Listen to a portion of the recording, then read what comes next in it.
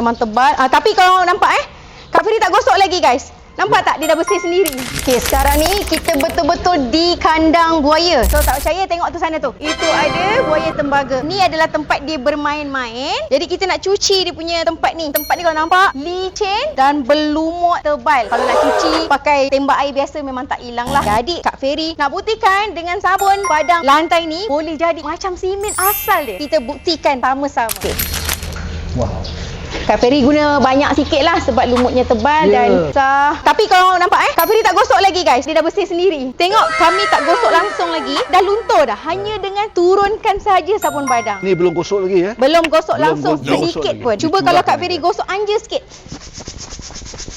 Lagilah dia beza. Nampak tak? Lagi anja tengok. Jom kita cuci. Tapi memang tebal guys. Kak Feri nak gosok tu memang terasa ketebalannya.